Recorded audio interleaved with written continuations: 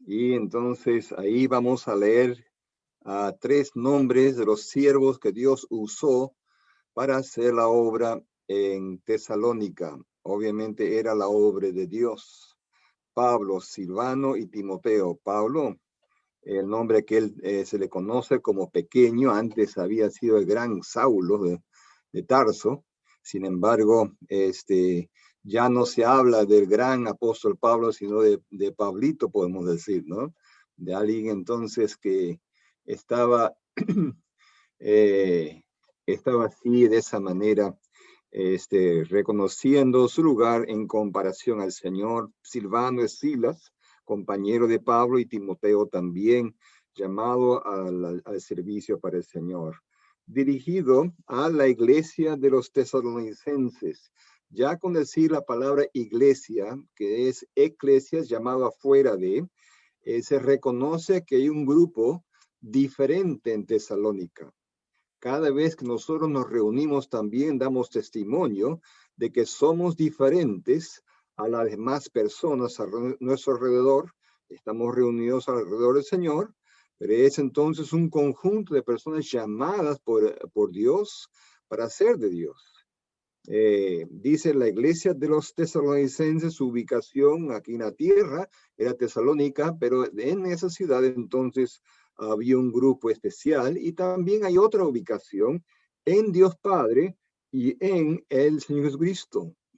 2 círculos concéntricos, vamos a decir, en la cual entonces en el centro está la iglesia de Tesalónica. Los hermanos entonces están en el mismo corazón del Padre y del Hijo. Qué seguridad entonces Pablo les infunde a ellos que son nuevos creyentes, porque en este caso solamente había podido estar con ellos 3 sábados, muy jóvenes en la fe, y Pablo siempre está tratando de confirmarlos, y una de las cosas que Pablo utiliza es esta expresión de que están en Dios Padre y en el Señor Jesucristo. Nosotros también tenemos relación con Dios y con el Padre por medio de Cristo. La palabra Dios, Cristo llegó a tener un Dios cuando se hizo hombre. Y nosotros, porque estamos en Cristo, también ahora tenemos un Dios. No tenemos otro motivo por el cual podamos llamarle Dios. Y también Cristo eternamente fue hijo del Padre, y nosotros tenemos acceso a ese mismo Padre y también una relación con el Padre debido a que Dios nos trata como su hijo.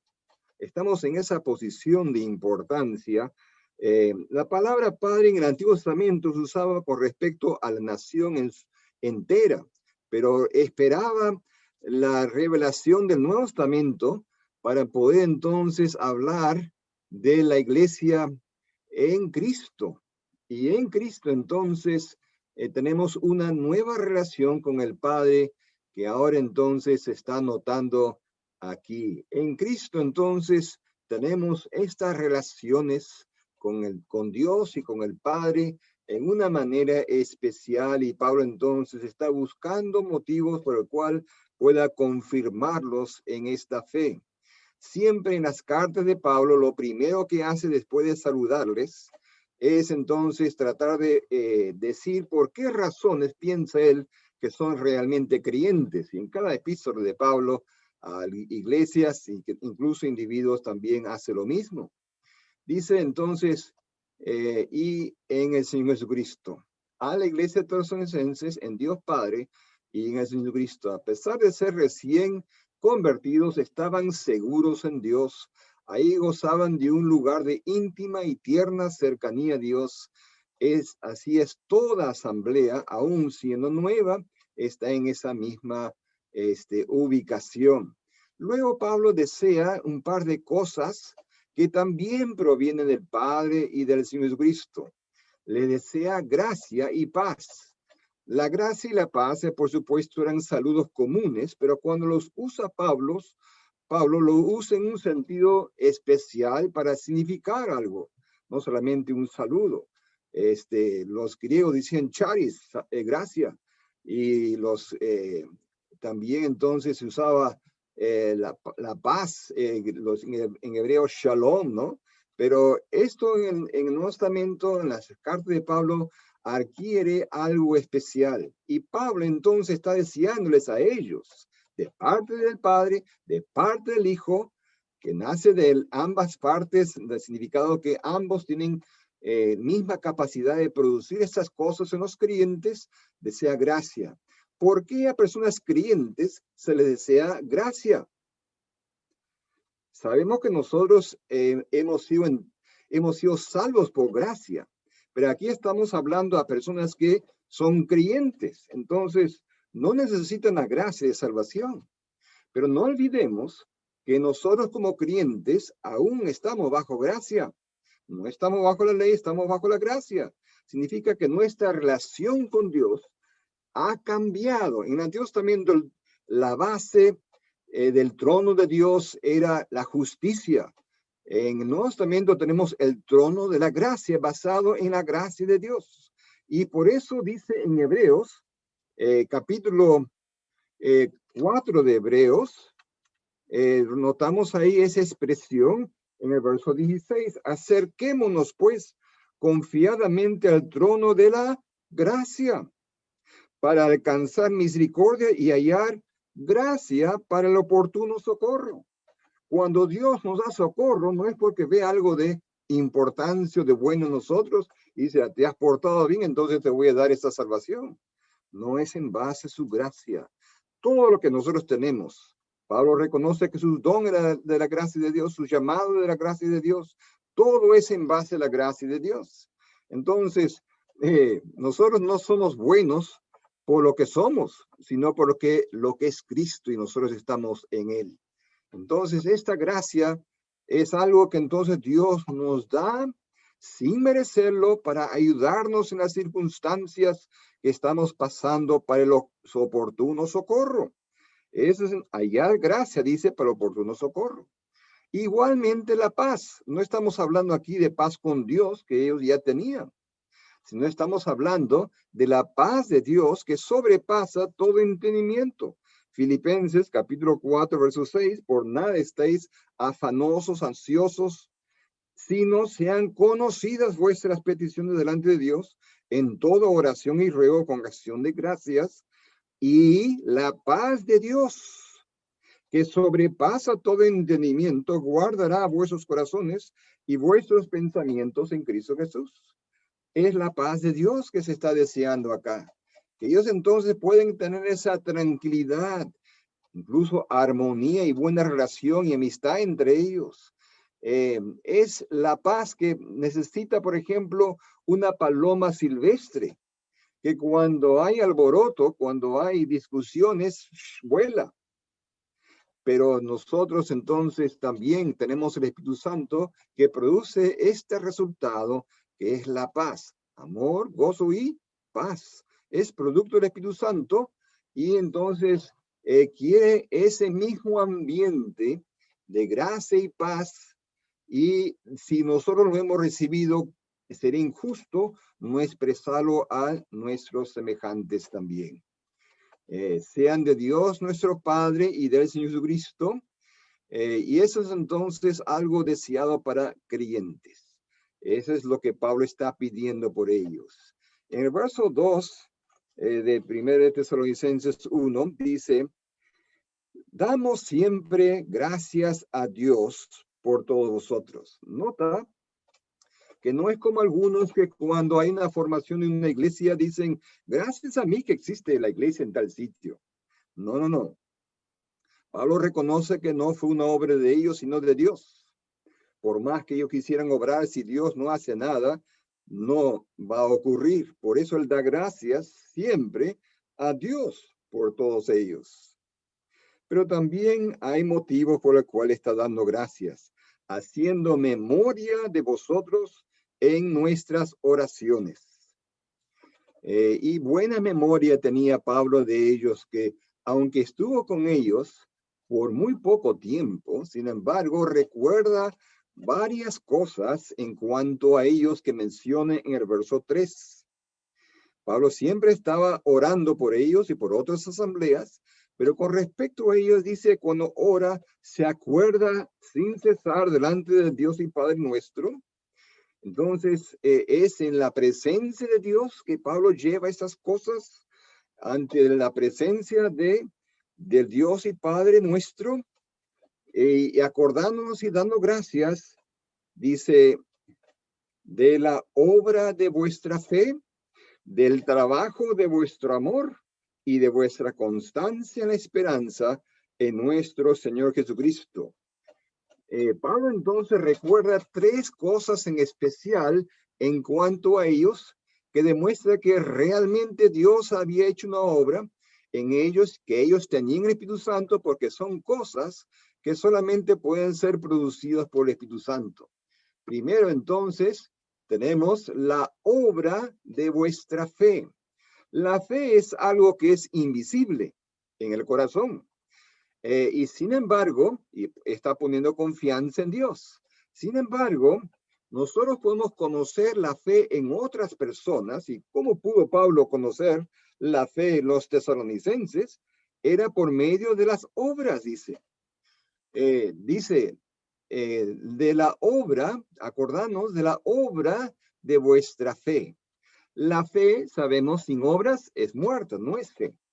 No existe, sino solamente dice que tiene fe y no tiene obras, entonces realmente no tiene obras. Pero toda persona que ha tenido fe lo ha mostrado con sus obras.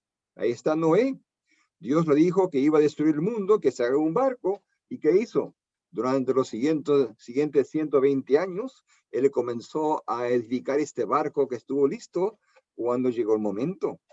Abraham tuvo fe y Dios vio su corazón, pero después Dios puso a prueba su fe y le dijo, ese hijo que he prometido, que será del cual vendrán los descendientes tuyos, anda, sacrifícalo a tal sitio. Y la Biblia nos muestra, que Abraham se levantó muy de mañana y alistó las cosas, llevó a su hijo y entonces alzó el cuchillo para degollar a su hijo, pensando en sí, dice Hebreos, que Dios será capaz de levantar los muertos. Si Dios dijo que será llamado descendencia, entonces seguramente Dios lo iba a resucitar. Y Dios lo detuvo, pero demostró con sus obras que realmente tenía fe en Dios. Así también pudo Pablo discernir en la vida de los creyentes en Tesalónica que la fe de ellos se mostró en obras. De esa manera pudo ver su fe.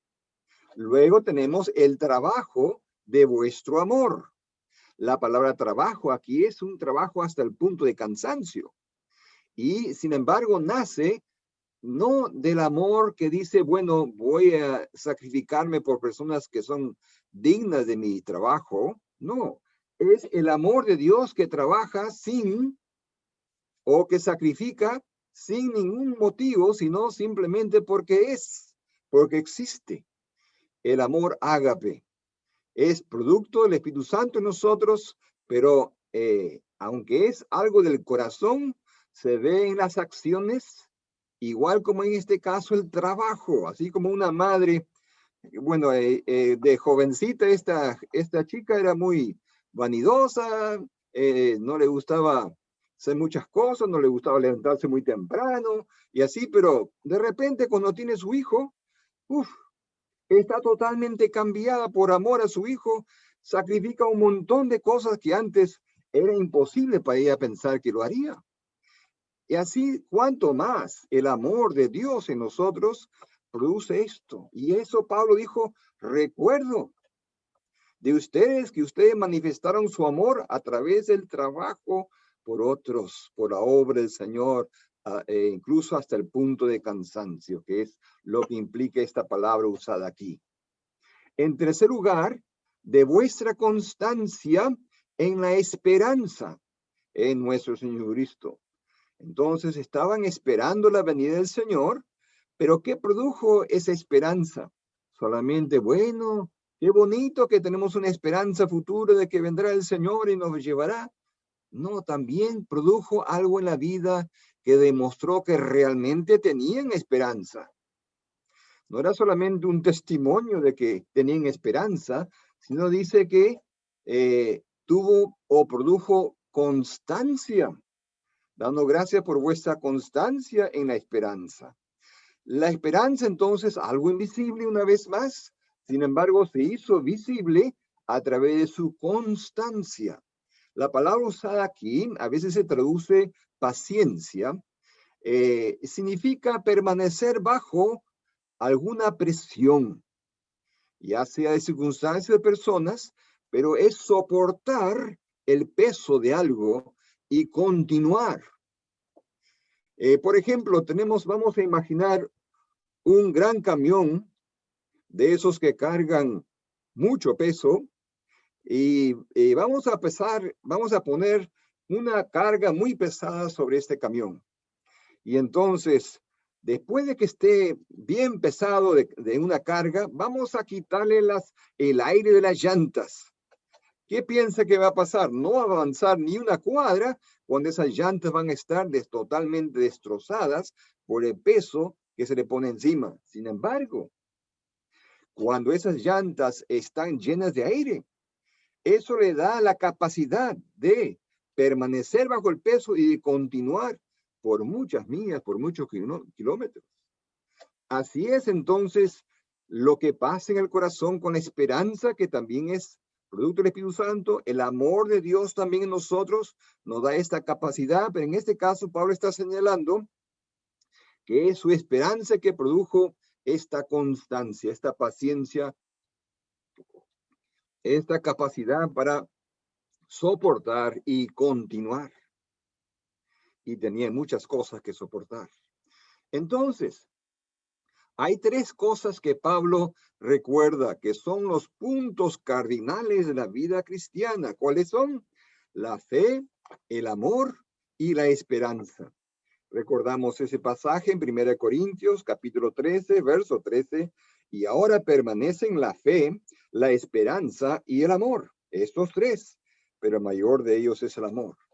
Ahora entonces permanecen estos tres puntos cardinales, esas virtudes cardinales de la vida cristiana: fe, amor y esperanza. Incluso una vez recuerdo cuando era un poco más muchacho, fui a una conferencia y el predicador encontró que en cada capítulo de 1 Tesalonicenses se mencionaba estas tres cualidades: fe, amor y esperanza. Efectivamente, en cada capítulo hay una referencia a la venida del Señor, hay una referencia también a la fe y al amor también. Entonces, no se quedó en mero conocimiento con los tesalonicenses convertidos, sino que las pusieron en práctica. Esas cualidades internas siempre se expresan en acción cuando son reales. De lo contrario, no son reales. Llegó a ser la obra de vuestra fe, el trabajo de vuestro amor y la constancia en la esperanza en nuestro Señor Jesucristo. A diferencia de los corintios, estas cosas demuestran que los de Tesalónica eran espirituales. Pablo tenía esperanza aún que Dios pudiese producir fruto en los corintios, aunque tardío. El trabajo de vuestro amor, se puede hablar mucho de amar a los hermanos, a Israel y a las almas en general, pero si nuestro amor no es genuino, no vamos a estar dispuestos a trabajar por el bien de las personas que decimos amar. Ahora entonces, en base a esto, el verso siguiente dice, en el verso 4, ¿por qué? O sea, está diciendo que en base a lo que se ha visto en el verso 3, de las tres cosas de las cuales se acordaba de ellos, la fe, el amor y la esperanza, porque conocemos, hermanos amados de Dios, vuestra elección. Entonces, ¿cómo conocían Pablo, Silvanos y Timoteo? Porque dice, conocemos, los tres, conocían esto y recordaban esto. Era debido a lo que se vio en su vida. En esa manera sabía que había una obra de Dios en ellos. Había evidencia en sus vidas de que Dios había obrado en ellos, y por eso dice de ellos que son hermanos, dice de ellos que son amados de Dios. Y dice también vuestra elección. La elección es simplemente que Dios los ha conocido desde antes y sin embargo, y los ha llamado. Incluso no vamos a confundir la palabra elección con, con predestinación. En Romanos capítulo 8 dice que somos predestinados para ser hechos conformes a la imagen de su Hijo. Y esa es la predestinación. La predestinación es que Dios ha fijado nuestro destino. ¿Y cuál es nuestro destino? Ser hecho conformes a la imagen de su Hijo. Es en el mismo pasaje en donde se habla de la esperanza que tenemos, que dice que ya somos glorificados. No dice, ¿será glorificado? A los que conoció, así llamó, y los glorificó. No dice glorificará. En la mente de Dios, nuestro destino ya está fijado. Está predestinado que vamos a estar en la gloria, que vamos a ser semejante al Señor Jesucristo. No es lo mismo que elección. En la elección, en el momento de salvación, pero no se refiere a ese punto. Se refiere a que nos conoció antes y miró más adelante, pasando toda nuestra vida en la tierra y miró al futuro de nuestra ubicación en Cristo y hecho conforme a su imagen. Esa es la predestinación. La elección, sin embargo, no se habla en la predicación del Evangelio. Notamos en este verso, conocemos, no dice conocimos, sino conocemos ahora vuestra elección. No se habla de la elección antes de la salvación, sino después de la salvación. Juan Bunyan tenía la idea correcta de esto cuando él entonces llegó a la puerta de la entrada al camino de salvación, al camino por la puerta de salvación, decía encima de la puerta, todo aquel que en mí cree será salvo. Pero una vez que entró, el que entrare por la puerta será salvo, todos.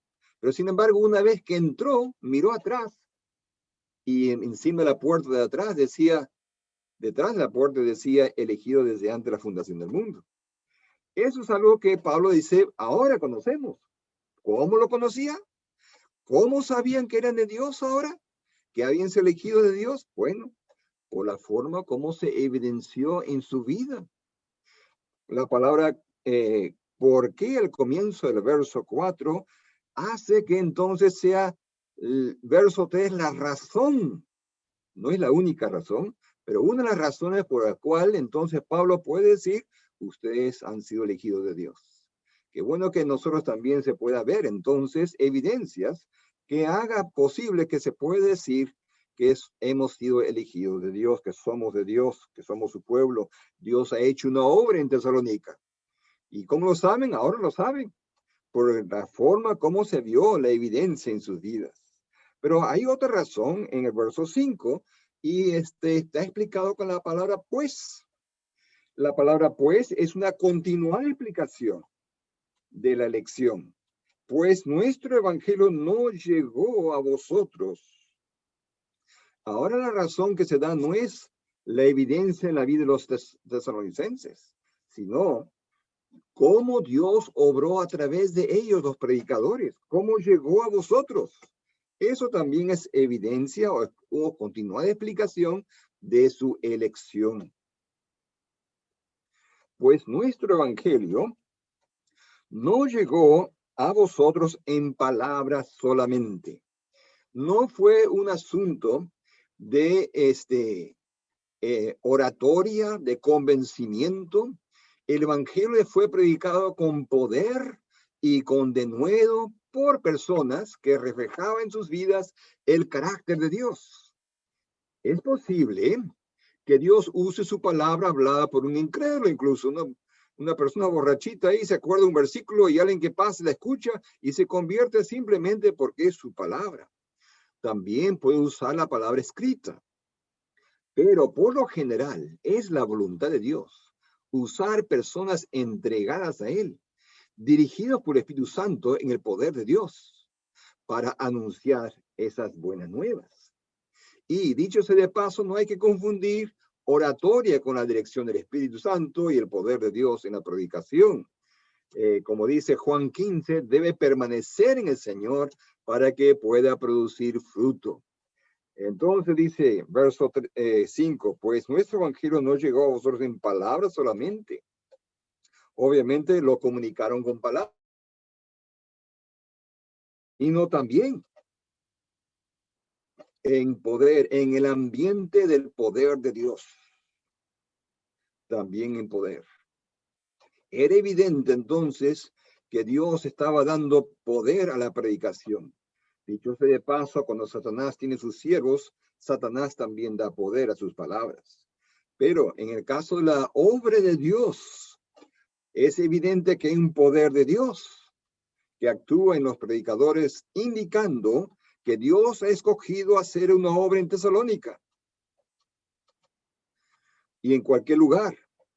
El predicador entonces se da cuenta que Dios está haciendo una obra en ese lugar porque se da cuenta que Dios acompaña sus palabras con poder y también en el ambiente del Espíritu Santo, es decir, hay evidencia que el Espíritu Santo está dirigiendo sus palabras. ¿Qué palabras decir? ¿Qué palabras utilizar para convencer? Solamente Él conoce el corazón de los oyentes y puede dar entonces las palabras dirigidas por el Espíritu Santo para llegar justamente al corazón de los oyentes. Una vez más, es evidencia de que Dios está llamando, que Dios está obrando, que está haciendo una obra en ese lugar. Y en tercer lugar, en plena certidumbre en el ambiente de que el predicador también predica completamente seguro de lo que está diciendo. Entonces está completamente lleno y confiado en sus palabras. Sabemos que Pablo pudo decir de Timoteo que él tenía fe. Y eso lo pudo notar en él, en su madre y en su abuela. También era evidente que Pablo y Silas también mostraban un convencimiento de lo que estaban diciendo. Por eso dice en plena certidumbre. Entonces, aquí entonces está describiendo cómo llegó a ellos. Debemos de buscar de que Dios nos dé convicción en lo para que se produzca convicción en otros. Para eso tenemos que estar también nosotros seguros. Se cuenta de que cuando Carlos Spurgeon predicaba a grandes multitudes en Londres, había un oyente especial, o sea, diferente. Y era un ateo.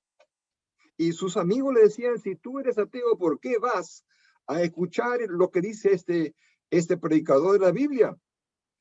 Dice, es que da gusto escuchar a alguien que está convencido de lo que dice. No era por nada otra cosa, sino por lo raro que era ver una persona convencida de lo que estaba predicando. Y eso también fue evidente. Dios tuvo que dar fe en su corazón, un convencimiento en los corazones de los predicadores primero, antes que ellos también pudieron entonces hacerlo ante otros. Dice entonces en el verso 5, como bien sabéis, ¿cuáles fuimos entre vosotros? Por amor o a través de nosotros Dios actuó, porque esta palabra por amor es la palabra griega dia, a través de, dicen, ¿cuáles fuimos entre vosotros? En dirigirnos a través de nosotros a vosotros. Es decir, está hablando de la forma como Dios actuó a través de ellos. Está señalando no el amor de ellos para el amor de Pablo y sus compañeros hacia ellos, sino la forma como Dios usó a estos hombres como instrumentos para hablar a los hermanos allí. Y vosotros venís a ser imitadores de nosotros y del Señor. Qué bueno sería que nosotros pudiéramos actuar de tal manera que cuando nos imiten también al Señor. Pero hay un orden aquí. Primero pudieron ver al Señor expresado en los predicadores y luego se dieron cuenta que era el Señor que se estaba manifestando a través de ellos. Es una obra de Dios que se está haciendo evidente en la vida de estas personas. Estas personas viniste a ser imitadores de nosotros y del Señor, recibiendo la palabra en medio de gran tribulación. Mira esto. Pablo, Silvano y Timoteo habían estado en Filipos, al menos Pablo y Silas habían estado en Filipos, ¿y qué había pasado ahí? Los habían dado una paliza de varas de hierro seguramente. Y habían, sin embargo, en la cárcel habían estado cantando alabanzas a Dios, recibiendo la palabra en medio de gran tribulación, imitadores de la fe de ellos, pero también de la forma como ellos soportaron el sufrimiento con gozo. Y aquí nos da la explicación de esta tribulación, esta presión. Describe entonces presionar, puede venir de personas o circunstancias, cualquier cosa que ponga carga sobre el espíritu de uno. En este caso había persecución amarga de parte de otros, recibiendo la palabra en medio de gran tribulación. Decidir por Cristo muchas veces significa la separación de personas amadas, graves malentendidos y hasta persecución amarga. Pero todo ello es evidencia que hemos cambiado de bando, que ahora ya no somos del mundo, que ahora somos del Señor. Había una iglesia del Señor. Cada vez que nos reunimos damos testimonio de que somos diferentes a las personas. Sin embargo, con gozo del Espíritu Santo. El Espíritu Santo es quien produce en nosotros amor, fe y esperanza. Nos también produce el amor, el gozo y la paz. El gozo también entonces es evidencia del Espíritu Santo teniendo libertad de producirlo a pesar de circunstancias difíciles, persecuciones. El Espíritu Santo produce un gozo inexplicable. Esa llenura interna que entonces llena nuestra alma como una vez el aire en las llantas, nos llena de tal manera que podemos soportar el peso. Sabiendo los discípulos se regocijaron que pudieron sufrir un poco por el Señor, en agradecimiento por lo que el Señor sufrió por ellos y su salvación. Entonces, bien sabéis cuáles fuimos entre vosotros. Y la palabra vosotros es enfática, hace diferencia con otros. Pablo está escribiendo ¿de dónde? De Corinto. Y qué difícil fue la obra en Corinto cuando vio que los corintios más se jactaban de sus dones espirituales que producir un cambio en su vida. Y sin embargo, Pablo esperaba que un día hubiese fruto en esa área, evidenciando que era entonces algo de Dios. Pero vosotros, dice, pero había muchas similitudes entre los corintios y los tesalonicenses. Ambos griegos, ambos de un puerto, una vida disoluta del ambiente en que vivían, y sin embargo, ¿qué diferencia? Vosotros vinís a ser, dice, bien sabéis cómo fuimos entre vosotros, y vosotros, dice, llegasteis a ser imitadores nosotros y del Señor. De tal manera que habéis sido ejemplo a todos los de Macedonia y Acaya que han creído. Entonces, esta iglesia humilde, sin embargo, pudo ser utilizada por el Señor no solamente para otras iglesias en la zona de Macedonia, donde estaban, la provincia de Macedonia, sino también en la de Acaya, en donde estaba Corinto y Atenas, etc. Eran ejemplos entonces de cómo ser lleno del Espíritu Santo en medio de gran tribulación. Porque partiendo de vosotros ha sido divulgada la palabra del Señor, no solo en Macedonia y Acaya, sino que también en todo lugar vuestra fe en Dios se ha extendido.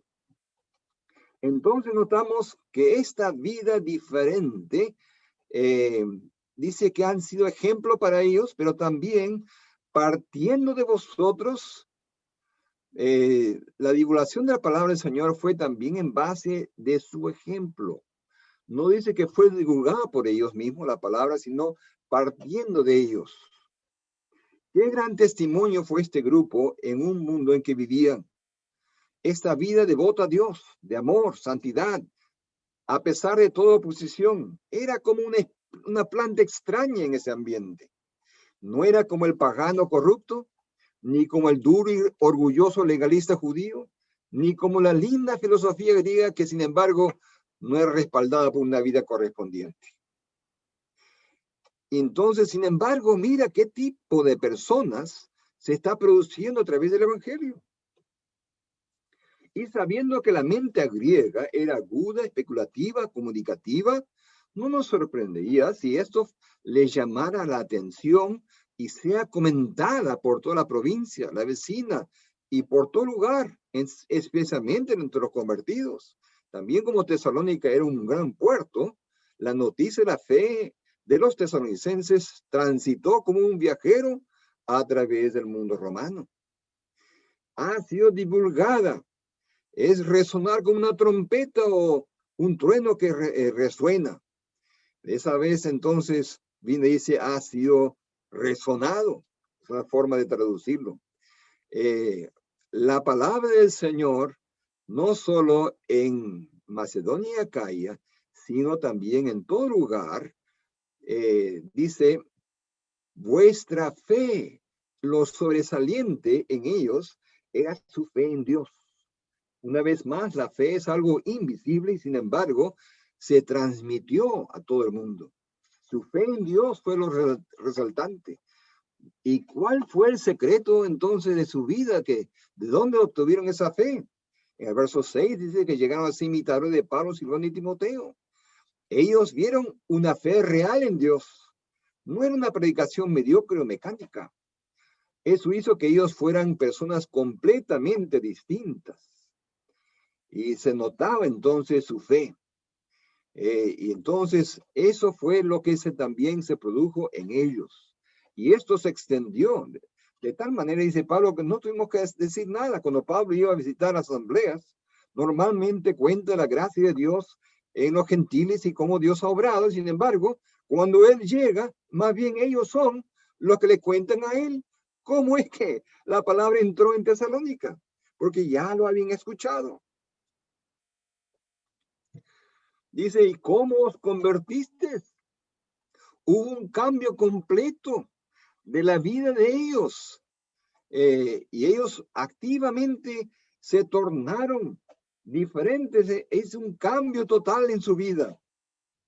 Y es tiempo ahorita indicando que un cambio inmediato y decisivo y también que continuara para siempre. Una decisión deliberada.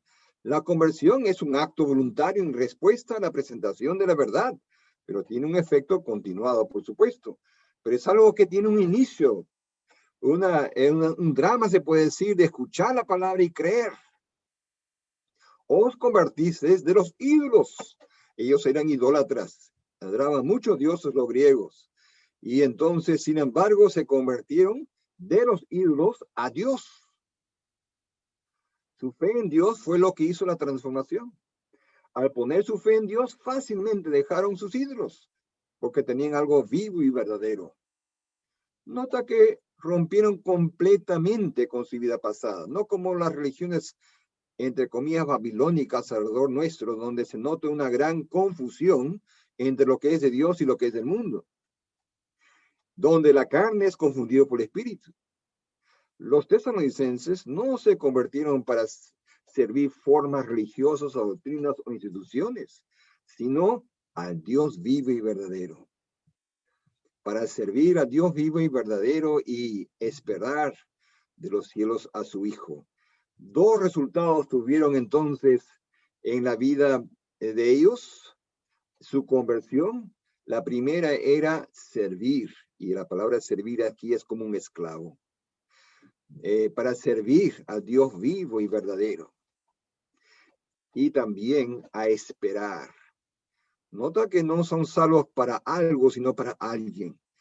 La idolatría era una apariencia vana, era un títere de Satanás, que era la máscara de que Satanás usaba para obrar en la vida de las personas. Pero aquí entonces se dieron cuenta que aquí tenían algo real, que Dios, el Dios verdadero, les había hablado.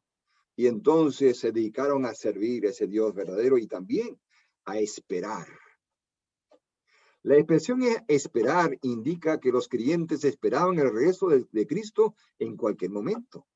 La palabra significa esperar de pie. Es la palabra como se usa entonces, permanecer de pie esperando. Y esa es la expresión aquí. Y no estaban pensando que el Señor vendría después de 7 años de tribulación. Si uno sabe que alguien va a venir a las 8:30 de la mañana, no espera parado toda la noche esperándolo. No, ellos se lo esperaban en cualquier momento, como nos es enseñado a nosotros también.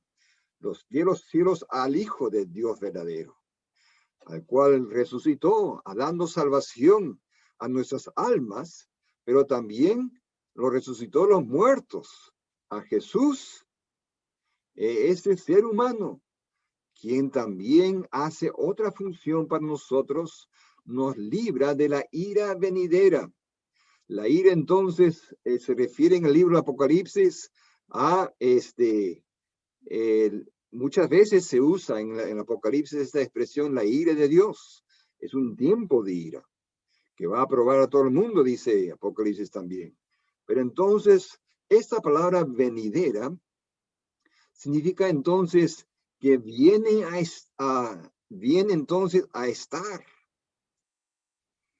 La ira, no dice no se refiere la ira venidera a algo futuro. No tiene ese sentido, sino tiene el significado del acto de un entrar o un llegar. Su parusia, lo que es la palabra griega, entonces, tiene que ver más bien con una entrada. Se usa muchas veces en la Biblia esto, por ejemplo, cuando Cristo entró a la nación. No era cosa para entonces ahí. La ira que va a venir es algo que viene a estar, ¿no? Si uno va al infierno, la ira futura es que nosotros las personas sean llevadas allá. No, la ira vendrá sobre el mundo. También la visita de Pablo a Tesalónica en este mismo, es su llegada en Hebreos, nuestra entrada al lugar santísimo, Hebreos 10:19. Entonces, por lo tanto, no se refiere al infierno, lago de fuego. El infierno no viene hacia el pecador, más bien el pecador está yendo hacia el infierno. Más bien, el Apocalipsis habla de una ira que vendrá sobre el mundo. Cristo nos va a librar de la ira que vendrá sobre el mundo, se puede decir. Entonces, es la esperanza que nosotros también tenemos. No de participar del día del Señor, de su ira, sino de ser arrebatados antes. Y eso es lo que aquí también se está diciendo que esperaban ellos. Y lo esperaban en cualquier momento para librarlos de lo que ellos sabían que vendría sobre el mundo, porque ellos eran conocedores del Antiguo Testamento, conocían estas expresiones. Entonces nosotros también tenemos esa misma forma de vida para nosotros. Si realmente hemos creído, se debe mostrar nuestra fe, nuestro amor y la esperanza en nuestras vidas. También damos gracias cuando se nota que cuando estamos predicando, Dios opera a través de nosotros. Es decir, que Dios está haciendo una obra como hizo en Tesalónica, y otros también pudieron percibir esto y pudieron dar testimonio también de esta obra de Dios en Tesalónica. Esperemos entonces que Dios siga haciendo su obra en nuestra asamblea, pero también en otros lugares donde se pueden crear otras asambleas, porque siempre es la cabeza que toma iniciativa para la obra. Los hermanos no toman iniciativas, solamente pueden ser instrumentos de esa cabeza que toma la iniciativa y dice que aquí va a haber una obra. Gracias a Dios cuando eso sucede y hay evidencias que efectivamente Dios ha hecho una obra, como también acá, la vida cambiada. para servir a Dios vivo y verdadero y esperar de los cielos a su Hijo. Y mientras tanto se manifestaba en su vida la fe, el amor y la esperanza, cualidades cardinales de la vida cristiana. Que Dios pueda bendecir entonces su palabra en estos momentos y pueda bendecirlo a nuestros corazones. Muchas gracias.